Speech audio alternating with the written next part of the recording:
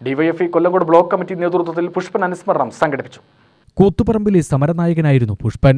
അയിലൂരിൽ നടത്തിയ അനുസ്മരണ പൊതുയോഗം CPM area secretary K. Preman ഉദ്ഘാടനം ചെയ്തു. 1994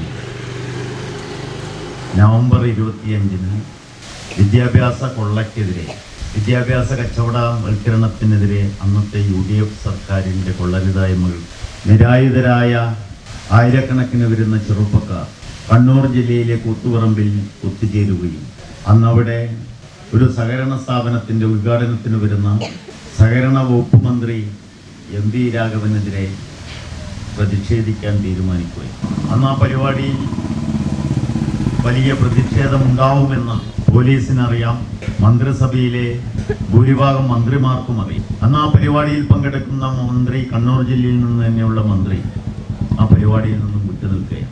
എന്നാൽ എന്തു പ്രതിഷേധം വന്നാലും ആ ഉദ്ഘാടനം നടത്തുമെന്ന MV രാഘവന്റെയും UDFിലെ ചില ആളുകളുടെയും അഹങ്കാരമാണ് കണ്ണൂർ ജില്ലയിലെ കൂത്തുപറമ്പിൽ നിരായുധരായി എത്തിയ ചെറുപ്പക്കാർക്ക് നേരെ പോലീസ് വെടിയുതിർത്ത് കൊലപ്പെടുത്തി. Block president M. സനിൽ അധ്യക്ഷനായി. K. Kannanunni, A. Raghu, Pushpakaran, Rahul തെങ്ങുപാടം, R. Rahul എന്നിവർ പ്രസംഗിച്ചു.